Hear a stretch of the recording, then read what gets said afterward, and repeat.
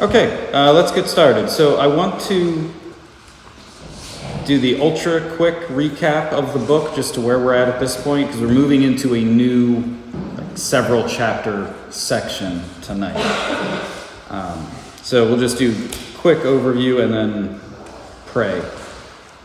So on your sheet there, I have chapters 1 through 4 was about division and unity. Chapters 5 through 7, we talked about sexual integrity and marriage advice. Chapters 8 through 10 was food and preferring others. Heading into the next segment on issues in public worship. Public worship. So we're going to have a few chapters on that. I believe that'll take 3 weeks, including tonight, to get through. But yeah, why don't we open up in prayer and we can jump into the text. Lord, we thank you for this day. We thank you for everyone who's able to make it out. I just pray that you would be with us during this time. I pray you would open our hearts and minds to your word. Help us to see and understand and consider the things that you have for us here tonight. In your name, Jesus, I pray. Amen. All right, so issues regarding public worship. And one of the things that I personally find interesting about this book is that he's covering so many differing topics. He all brings it back to gospel truth, but the issues that the church is facing are kind of all over the place. So even in this chapter, issues on public worship, he's dealing with a couple very different issues regarding their worship. So we're going to look at that tonight. I imagine you will have many questions, especially on this first section. We will get into it, we will cover it, see what you think. So 1 Corinthians chapter 11, and we're going to start in verse 2. Now, I praise you, brethren, that you remember me in all things and keep the ordinances as I deliver them to you. But I would have you know that the head of every man is Christ, and the head of the woman is the man, and the head of Christ is God. Every man praying or prophesying having his head covered dishonors his head. But every woman that prayeth or prophesieth with her head uncovered dishonoreth her head. For that is even all one as if she were shaven. For if the woman be not covered, let her also be shorn. But if it be a shame for a woman to be shorn or shaven, let her be covered. For man indeed ought not to cover his head, for as much as he is the image and glory of God, but the woman is the glory of the man. For the man is not of the woman, but the woman of the man. Neither was the man created for the woman, but the woman for the man. For this cause ought the woman to have power on her head because of the angels. Nevertheless, neither is the man without the woman, neither will the woman without the man in the Lord. For as the woman is of the man, even so is the man also by the woman, but all things of God. Judging yourselves, is it comely that a woman pray unto God uncovered? Does not even nature itself teach you that if a man has long hair, it is a shame unto him? But if a woman have long hair, it is a glory to her, for her hair is given her for a covering. But if any man seem to be contentious, we have no such custom, neither the churches of God. I found myself smiling a couple times just reading that, thinking of how odd some of this sounds. What are your opening thoughts and questions? I'm sure, I believe I have all of them written down, but we can discuss. What do you think of that right off the bat? We'll dig into it. So it's not just it wasn't just a Jewish practice by any stretch. This was pretty widespread. Yeah, and it is funny. It's, and we'll discuss it a little bit. Of course, style changes over time. And what is, a man has long hair. What does long hair mean? If I was in a military academy, this is long. This would not pass the test. Actually depends on the branch of the guy. That's fair. It does depend on the branch of the military.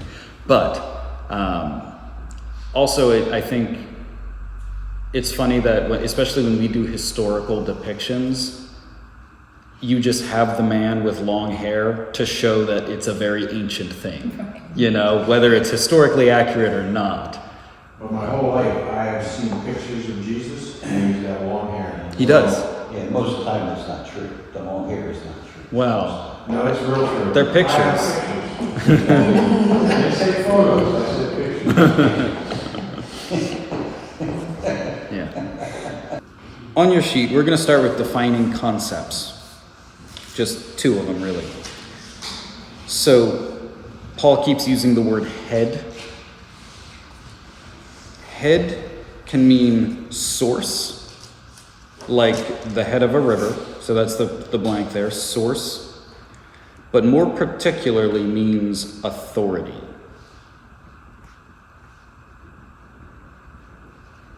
So like some sort of relational authority. Head coverings, you probably have a general picture of what this is, but it is a common sign of modesty and submission. Now that's an ugly word in the 21st century, but hopefully we can suss that out. Do you know anyone who wears like head coverings, whether in church or at all times? Yeah. A few people. I know we have an Amish contact or two. All right, so we come up with the idea of like, okay, so why is Paul concerned enough about this topic to write 15, 16 verses on it? So we're going to dig into this. Just a few notes on some of these opening verses that are less confusing. So verse 2, he says, I praise you, brethren, you remember me in all things, and keep the ordinances as I delivered them to you. Some people take that as sarcasm again, because in certain ways they have not been doing the things that he had said. Others don't. I don't think it's sarcasm, because there's going to be a verse that we haven't read yet, where he's not going to praise them for doing certain things. So I think it seems that at least on the issue of head coverings, it seems like they might largely be following his teachings, but there's enough contention going on that he needs to write about it. Okay, so I put verse 3 is the Bible's metaphysical anthropology. Hopefully you know what I mean by that. I would have you know the head, the authority of every man is Christ. The head of the woman is the man. The head of Christ is God. So that's helpful before we even jump into the topic, because especially again in today's culture, the idea of when Paul says, husbands love your wives, wives submit to your husbands. They go, oh, so that's a degrading position. But he ends that verse with, the head of Christ is God. So God the Father, because we call that the economic Trinity.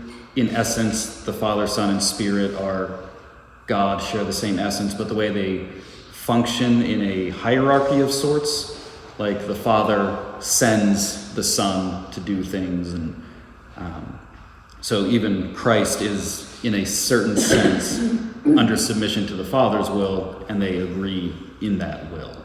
I think that's important moving forward.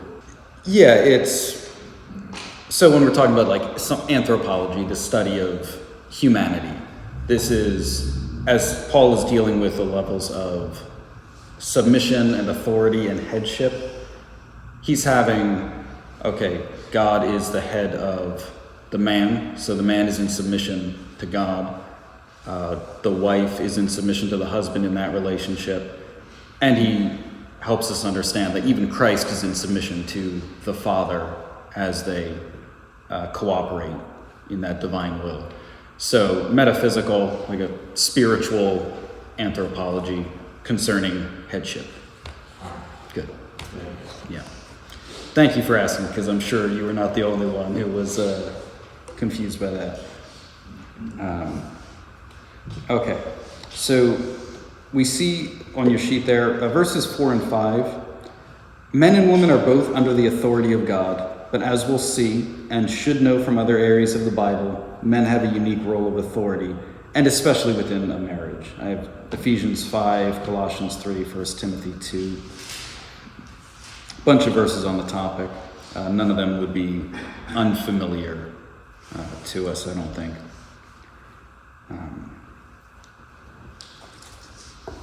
But it does beg the question, so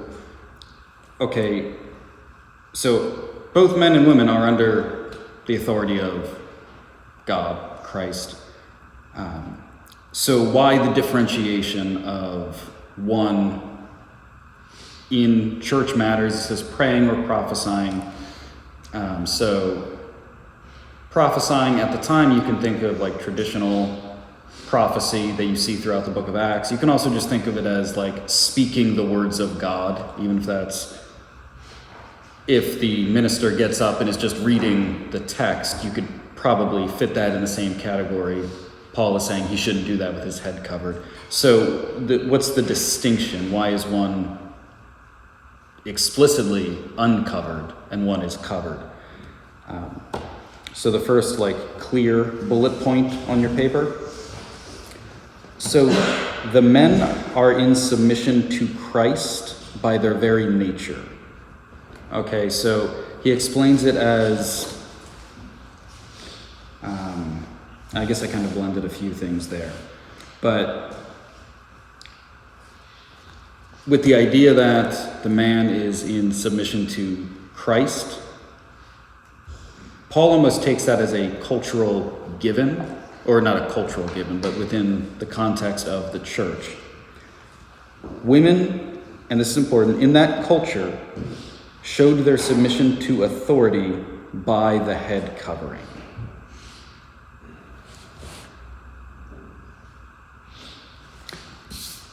So, a little bit about the head coverings, because again, this just isn't something that we do. In Paul's time,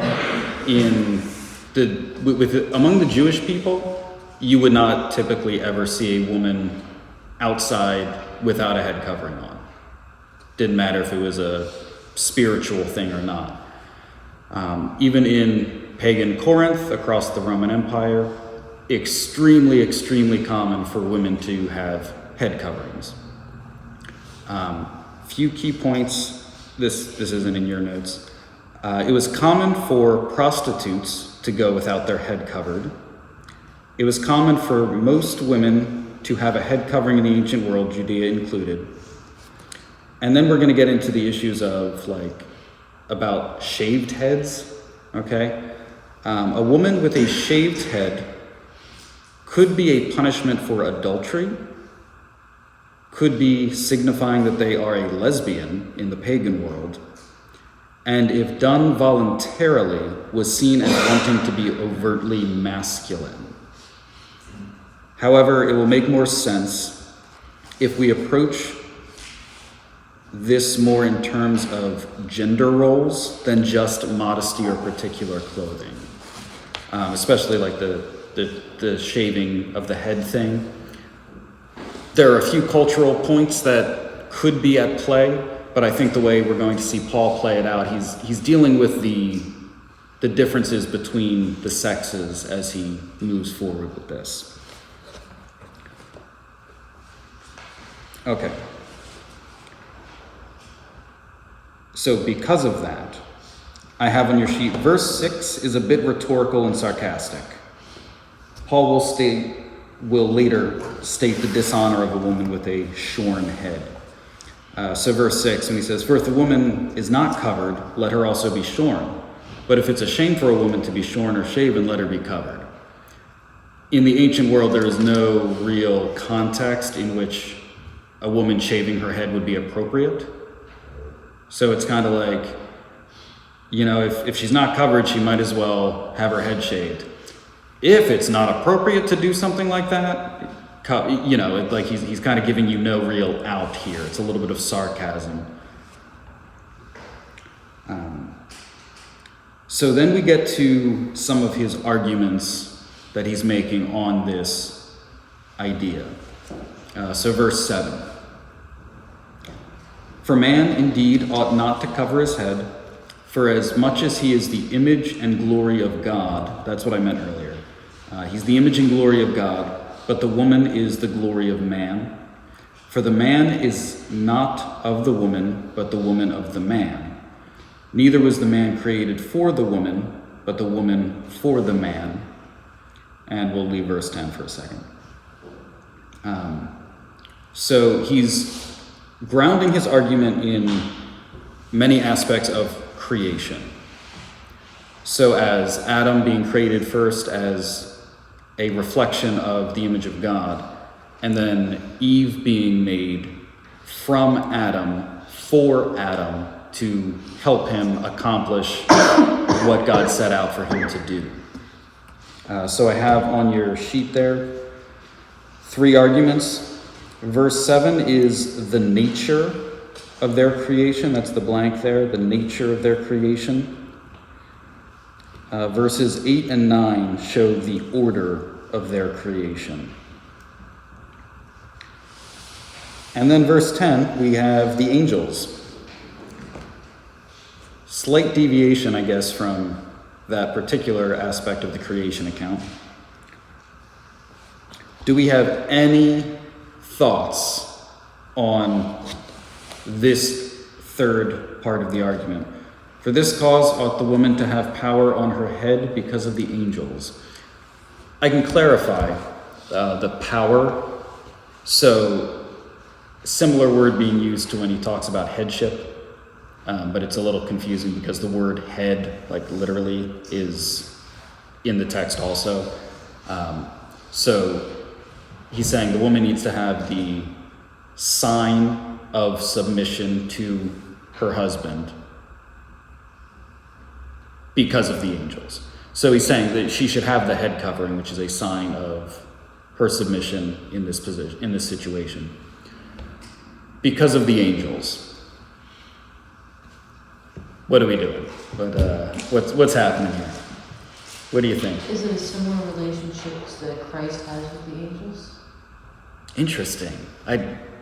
Please say more. No, I'm saying that. So if you think about the husband and wife, and she's showing submission, and I'm not saying the angels have head coverings, but they're in submission to Christ, just like the man is. So I read quite a few commentaries and heard nothing like that. I think that's a cool idea. That's not what I found, but It makes sense. Well, that's what I'm saying. Yeah. It's hard to say. So there are 2 main thoughts.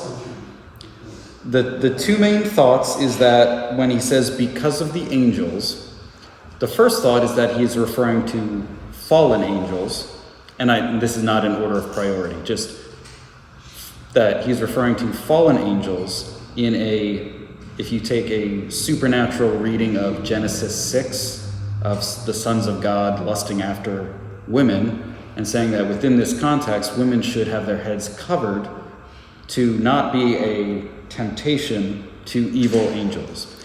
That is a minority position, I will tell you that. But that's an issue, that's one I came across. The most common understanding is that they are, of course, referring to good, holy angels, because angelic ministers are present with the children of God as they join in worship, and in the worship of the Creator, and we should have no impropriety among us in worship. So, sort of like what was being said, the idea that angelic beings are in proper submission to God, they know order, and there's not like one clear silver bullet answer with this. I would lean more towards something about good angels and the way they submit to Christ, the way they are ministering spirits among believers, and there should be no sense of impropriety, no sense of whatever you want to describe what not having the head covering in that culture would be, kind of assuming authority, changing position, that kind of thing. Yeah, and I think we were talking about it tonight. I might be wrong on this. Some of you guys might know better. In the Catholic Church, head coverings were still extremely common until like the Second Vatican Council, right? Is that right? Yeah. Okay, I'm getting a few head nods. I thought that was right. Oh yeah. Okay. A lot of it's because it's supposed to be marriage to God. Yeah. So you have- Oh, I even mean just normal going to church. Yeah. Okay. So, none of that was like a good pat answer on the angels, but that's what we're going with. Okay, so yeah, I need to speed up a little bit. All right, verses 11 through 12. He reiterates that he's men and women maintaining equality before God in status. So, kind of like he set the stage with, even Christ is in submission to God in a certain way. Even though he's talking about this headship thing, he does make sure to say, like, yes, of course, in the creation story, Eve comes from Adam, so woman is from man, but in every other normal situation, man comes from woman. So he kind of levels the playing field in just in their value as humans. So verses 13 through 15, the way that he kind of starts summing this up. We'll read it, but I want you to note, verses 13 through 15 is not making the argument against head coverings, but for them. Okay? A lot of times we can think that what is happening here is Paul is saying, but women are naturally given long hair, and that's a covering for them, as if he's referring to it being a suitable substitute for the head covering. That's not really what's at play. I think what ends up happening with that is people haven't taken the time to understand how to apply what Paul is saying today and think we need an easy out. He clearly talked for 15 verses about the importance of actual head coverings, but as long as a woman has hair, they're fine. I will tell you that is not how the early and late and medieval and every church took that for a very, very long time. And I will tell you, I am also not making the case that what we need to do on Sunday is make sure all the women have some sort of head covering on. We have leftover, my COVID mask. Oh yeah, good COVID masks. That'll Brand new, just go in the package. perfect. Okay, so as he's going to the natural order, so when he says, verse 13, judging yourselves, is it comely, is it appropriate that a woman pray to God uncovered? He's expecting you to have been tracking with his argument and be like, yeah, I guess not. That's what he's expecting. So doesn't even nature itself teach you that if a man has long hair, it's a shame to him, but if a woman has long hair, it's a glory to her, for her hair is given her for a covering. He's differentiating what basically all civilizations throughout all time have come to. Even though, like we were saying, when we think about men in it's some sword and sandals movie, they always have longer hair. One that's mostly not historically accurate, because it's really impractical, like we were saying, just from the standpoint of lice and all the issues that come with that. Especially you have all these like I said, sword and sandals. You have fighting men with long hair. You're like, that's not good for combat. I don't know if you've ever seen a fighter with long hair and what can happen. It gets ugly very fast. You don't want anything else that someone else can grab onto. So long hair was just not that common. Longer hair than what we might typically think of may have been more common. So if you're picturing like Legolas in Lord of the Rings, and you think just this elf with, blonde locks going like down his back, no, like that wasn't really a thing. That wasn't a common thing. In different cultures, different places, you could have it, coming down a little bit longer, but you're not having long hair in the way that the women typically had long hair. Like, again, I don't know if you've met anyone, like any groups or sects, or just someone who has this conviction. Have you ever met a woman who like hasn't had a haircut? I've known a couple, and that's interesting because the hair kind of stops growing at a certain point. But yeah, you can get it down, like you can run it all the way down your back. And I think that would have been far more of a common, not that women never cut their hair in the ancient world, but something like very, very long female hair would have been more common than very, very long male hair. And they all kind of saw it as like, this is the long hair, it's like the glory of the woman. It was seen as effeminate. And then short hair was seen as masculine. You were going to say something. Yeah, let's talk about that when we get to some of the application of this. Because I think for the most part, we might still be a little like, yeah, but like what on earth are we supposed to take from this? Okay. I don't even know, we have about 20 minutes. I'm not sure if we'll get to much of the rest of it, the rest of the chapter. So he's actually, like I said, verse 13 through 15, he's not making the argument against head coverings, but for them. And then verse 16, the blank there, no such custom refers to the contention. Refers to the contention.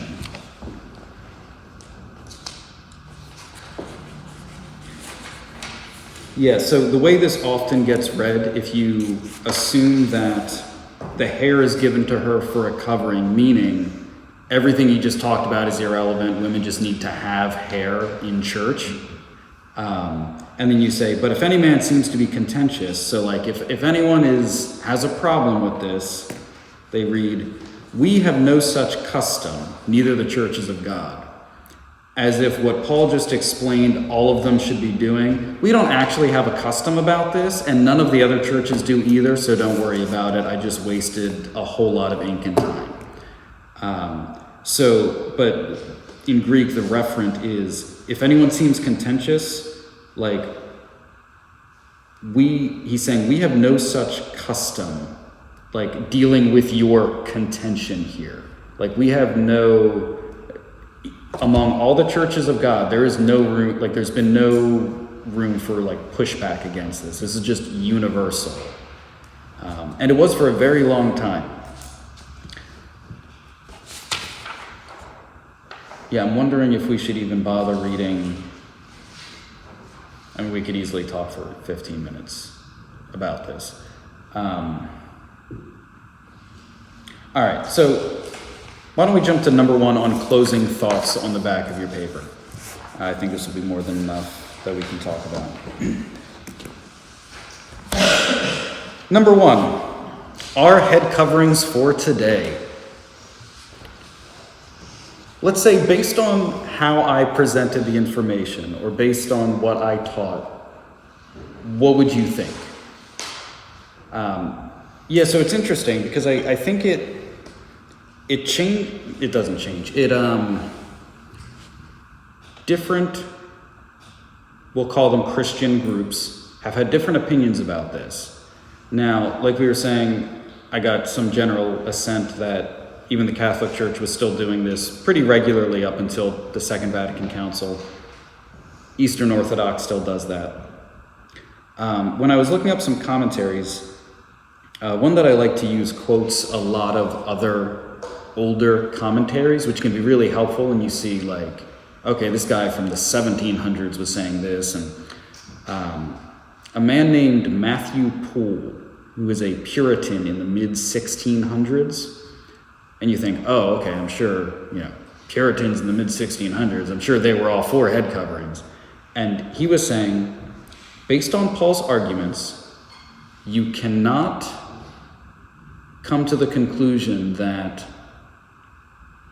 Paul's argument is cultural because all of his examples are grounded in unchanging doctrine, the nature of creation. But the outworking of those principles will vary from culture to culture. And this is why I think it's important that even Paul starts off, like his teaching is verse 3. I would have you know that the head of every man is Christ, the head of the woman is the man, and the head of Christ is God. That's his doctrine. That's the core teaching. And he starts explaining some of that later when he's talking about the order and nature of creation. And the way it almost universally in that culture played out was through head coverings. And women not wearing head coverings had very different connotations that he did not want the church associated with.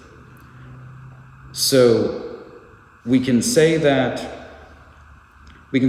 coverings were and are cultural, but the ideas are not. And I think what ends up happening is we like to easily throw this out because we say like, oh, head coverings, that was a cultural thing. You know, if a woman is walking around without something on her head, we don't assume, oh, she's not under authority of her husband or, you know, however that works.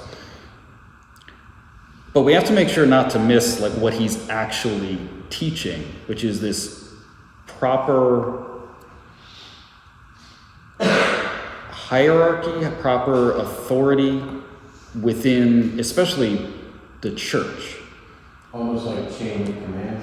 Well, Yeah, that's I fair. use it like roles to fulfill. You have Yeah. a role to fulfill. Yeah. That way then you don't get into getting a black eye immediately about, about submission and authority and, it's a role God has.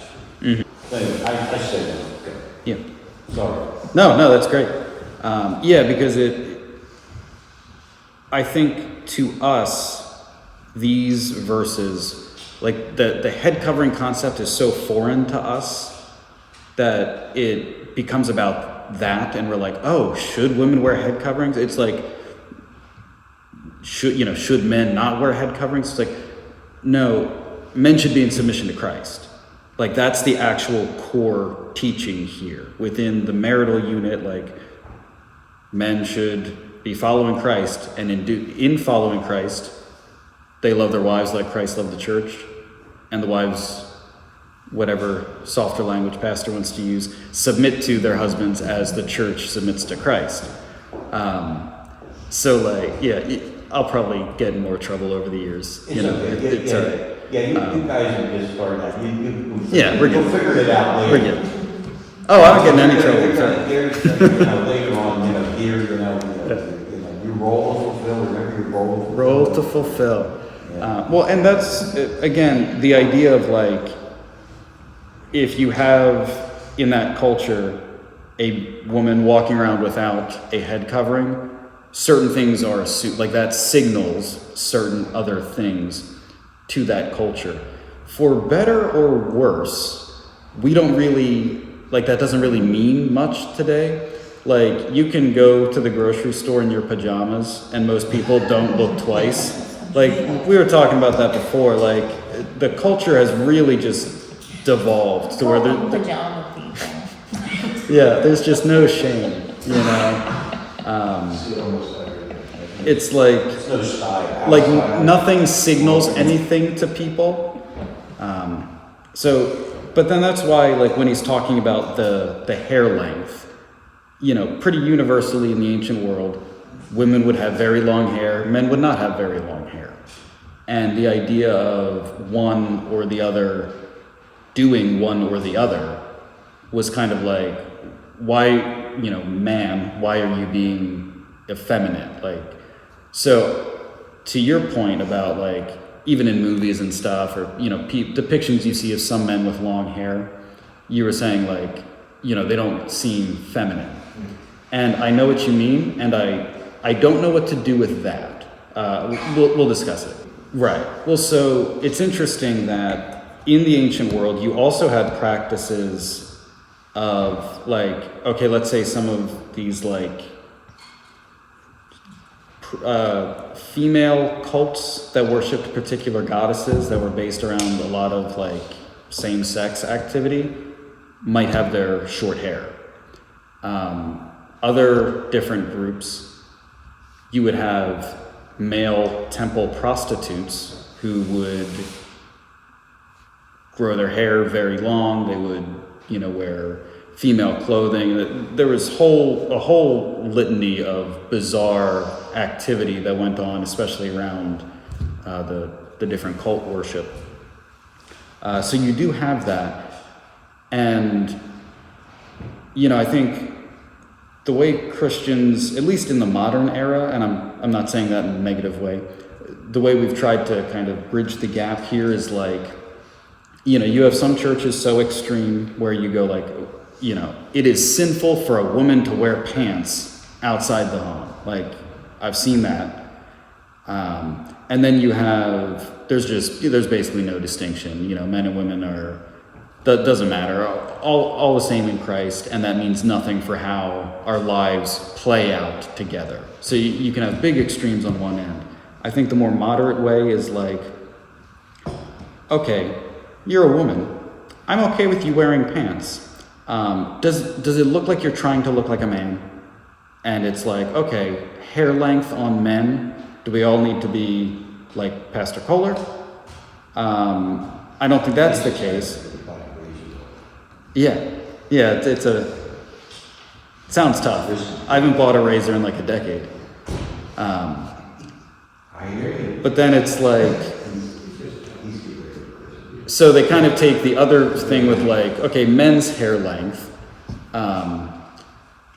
Okay, we can debate, you know, if you're in the 70s, long hair might be different than if you're in a different time period. The rule, again, like, do they look effeminate, or does it seem like that's what they're going for?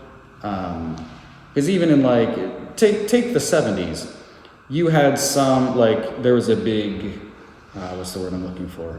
Like, androgynous rock star movement, where you had these men who would grow very, very long hair. You had, you know, David Bowie, and his character is the extreme example of trying to be like this weird, genderless, odd future thing. So yeah, I don't know what to do with, like, the Viking character who has a massive beard and long hair and looks like he will rip your head off at any point. Long hair doesn't look effeminate.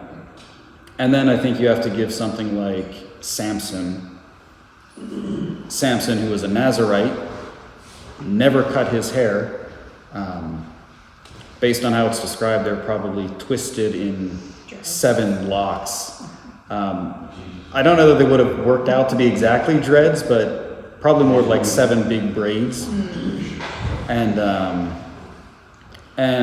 I think we discussed, so Samuel is also likely a Nazarite, and John the Baptist, right? And when we went over the Gospels. So they were, it was a particular thing, but they're at least an example enough that you can't outright say it is always 100% sin for that. But you're dealing with norms and things that are not norms, and you know what, if you're a prophet wandering in the desert, maybe you have some extra leeway. I don't know. I like it. It's a good place to wrap up. Yeah, so we didn't get to the second section at all. We'll see what happens with that. But, So we're glad we're leaving this part, right? yeah. Good. Oh, I mean, we'll get into some other deep waters too. The book is not over. I will leave us with this, just on the back of your sheet. I had a section, things to meditate on. Number 1 is something we actually talked about. So, on submitting to our heads. What actions and responsibilities come with submission to my head, my authority? How should I walk these out? Seems like just kind of the theological summation of what Paul's teaching there, and kind of begs the question, what does this look like in my life? So yeah, we'll leave it at that, and I will see how we can cover stuff next week, because getting behind in this study is kind of tough to catch up on, but we'll make it happen. All right, let's close in prayer. Lord, we thank you for this day. Thank you for this time. I pray we gained some clarity and not too much added confusion on the text at hand. We thank you for it. We thank you for some of the truths that were taught in it. And we just thank you. Thank you for this time. Pray to be with us. Bring us back safely next week. In your name, Jesus, I pray. Amen.